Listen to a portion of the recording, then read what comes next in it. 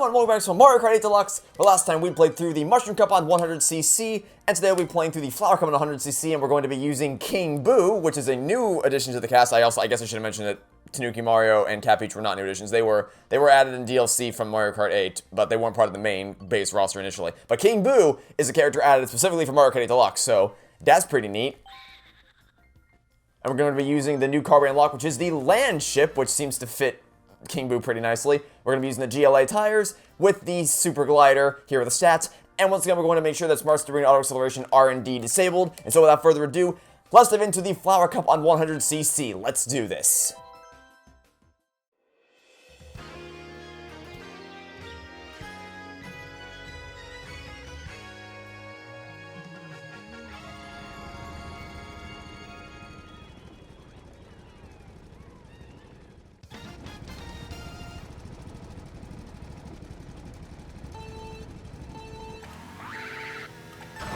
So my plan for this episode, because if you recall from yesterday's episode, it was a bit of a rant for me, admittedly, because I kind of got to get some. I mean, I already ranted enough about Fortnite in my 4,000 subscriber Q&A video, but I decided to do it again for fun because I hate Fortnite and I hate everything it stands for, from every facet of game design to anti-consumer business practices to exploiting other better franchises for their own financial benefits. I really hate everything about it, and I'm not going to rant about it again. So I wanted to do something a bit more positive in this episode, but then I remembered something else that I saw, and I'm like, I gotta get this off my chest.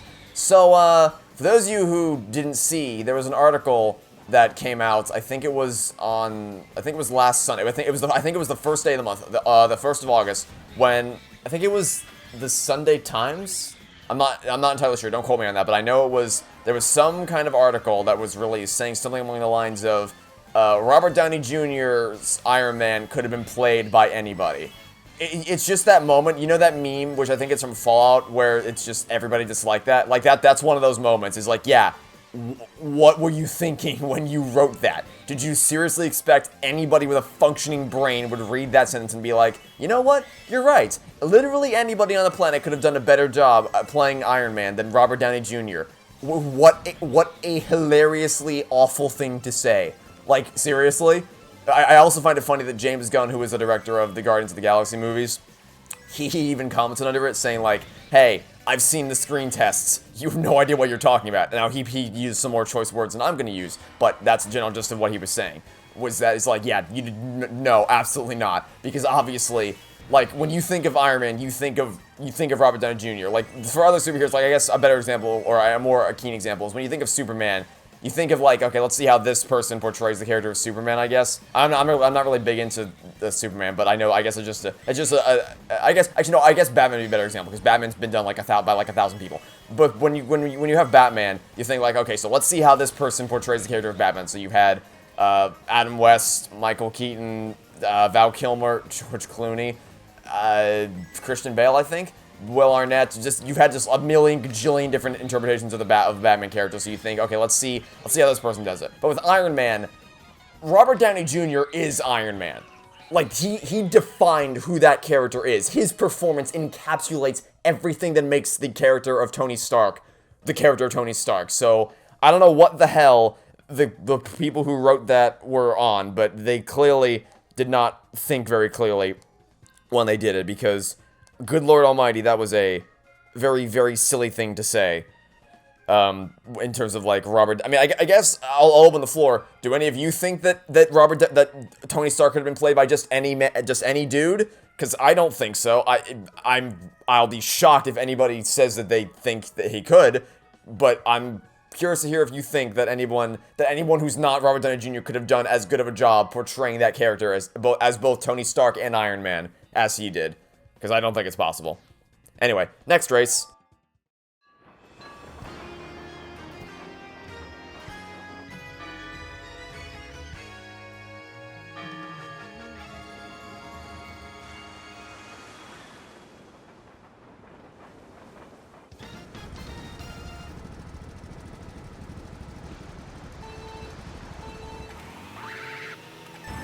Now, for those of you who saw my August update, you may find it a bit odd to hear me praise a Marvel-related piece of content, because I would not cast judgment on you for having the train of thought of, wait, in the August update, you said you hated the Marvel stuff now. and now you're praising Robert Downey Jr.? What happened? Did you hit your head? And the answer is no, because up until about 2 months ago, I absolutely adored the Marvel Cinematic Universe. I mean, so, okay, let's be clear here. It's not a flawless franchise.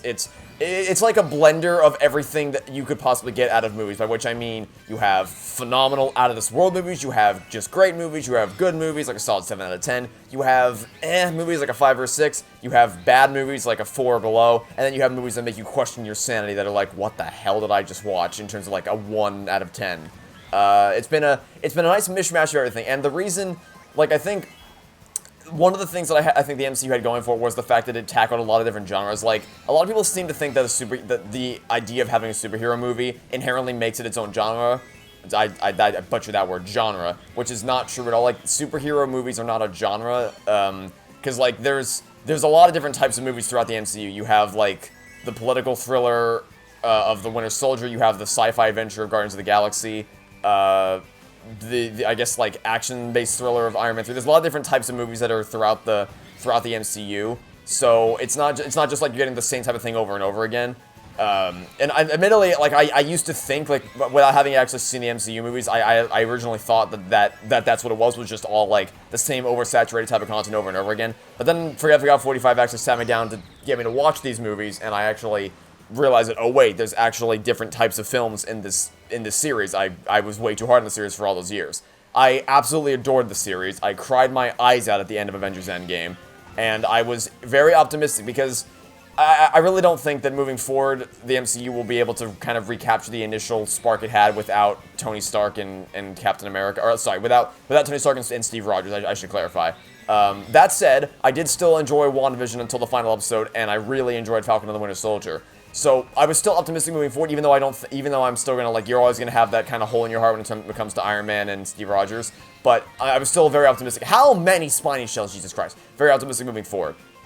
But so yeah, I was a very big fan of the MCU. I loved the characters. I loved even the movies that weren't so great, and I could, like, step back and say, yeah, this movie isn't so great. I still enjoy watching for the most part. So I was, thanks to Forgot 45, who, in the week leading up to Endgame, sat me down and said, I want to see this movie with you. Please watch all of these movies so you understand what's going on. I said, oh, Jesus Christ, what have I done? So I watched all the movies, and I came to adore the series, and I was very, very much looking forward to the rest of Phase 4 and beyond to see what else is going to happen with the new Spider-Man movie, Shang-Chi and the Legend of the Ten Rings, The Eternals, new Doctor Strange movie, Black Panther sequel, Captain Marvel sequel. Basically, whatever they were going to create next, I was interested in seeing what happened. Then this little thing happened called, Loki.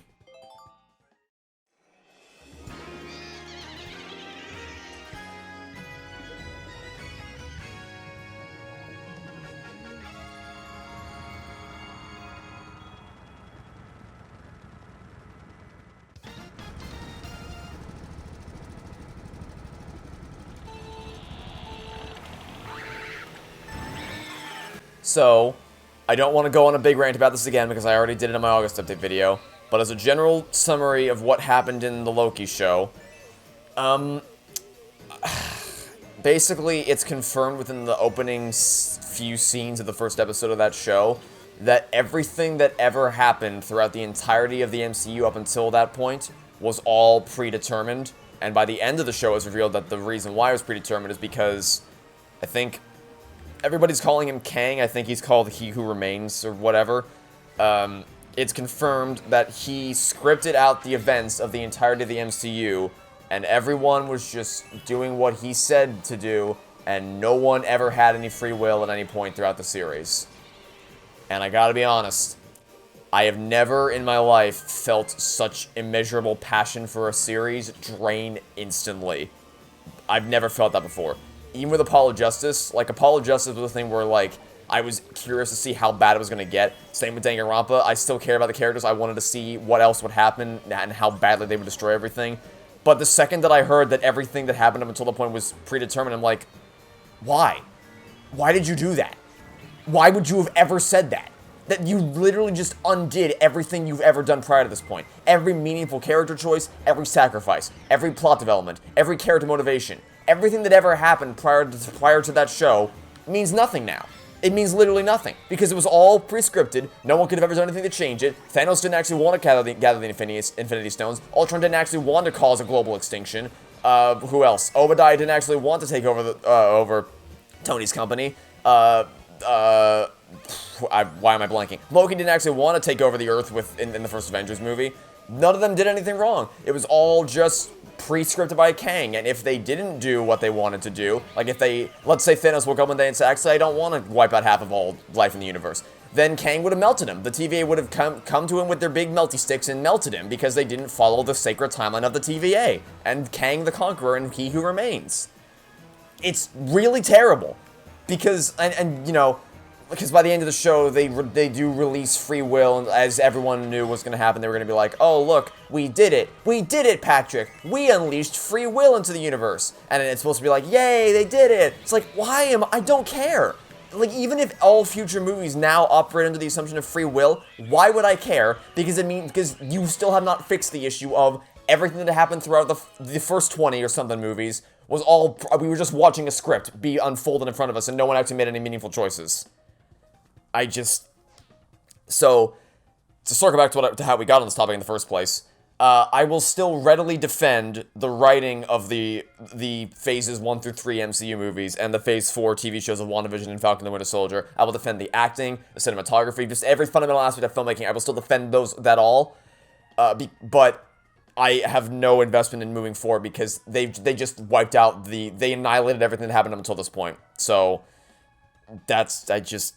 I was a major Marvel fan, and now I just can't I can't find the willpower to care anymore about it because of what they did in Loki.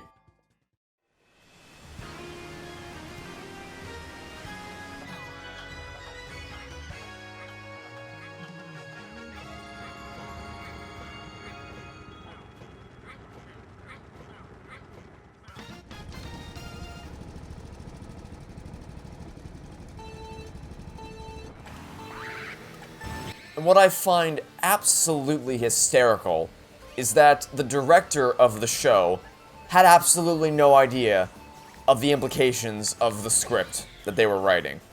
Because there was an interview that was published with the director talking about how everything was predetermined by He Who Remains.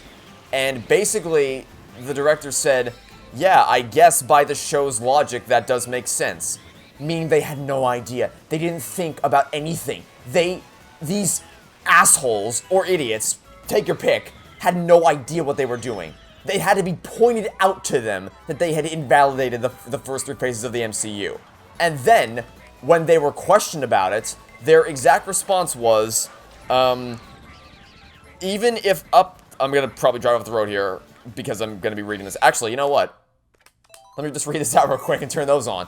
Even if up to this point we believe that the characters have had free will, which I think is kind of the fun rug pull of our show, right? No, you idiot! Yeah, what a fun rug pull, revealing that none of your characters that you've dealt with for 20 years up until this point made any meaningful choice of their own accord. None of the villains did anything wrong, and none of the good guys did anything virtuous, because they didn't actually believe in what they were doing, and it was all part of a script. What a fun rug pull. I love the idea of, like, Jon Favreau and James Gunn and the Russo brothers and all the masterfully talented directors throughout the entire history of the MCU watching the show and going like, you pricks, what did you do?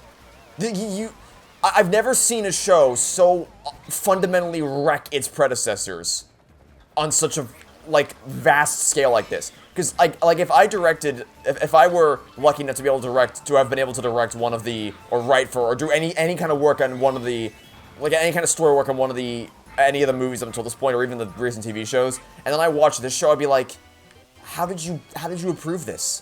You wasted my work, basically. Because none of my characters did anything meaningful.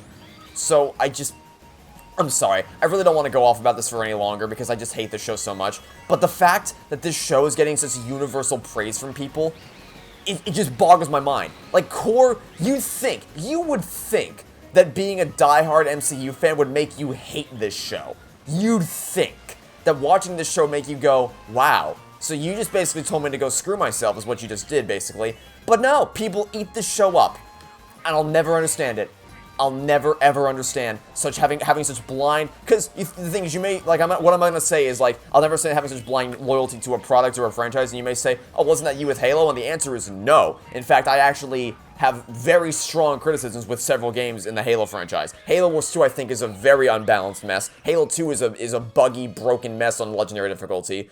There's just, I could go on. I have many criticisms for the Halo games. I don't have, like, I'm still gonna actively look forward to new releases, but if Halo Infinite comes out and it's crap, I'm not gonna lie about that. I still have the integrity to be able to say, yeah, I love this series, and I'm gonna keep loving it unless you do what Loki did and wreck everything, which you damn well better not. But, like, I still like, I can separate my love for a thing to be like, yeah, you kind of, but basically what I'm saying is my adoration of a franchise doesn't mean I'm going to automatically love everything the franchise pumps out. Which I guess that can't be said for some people, for some franchises. Anyway, let's go view the results.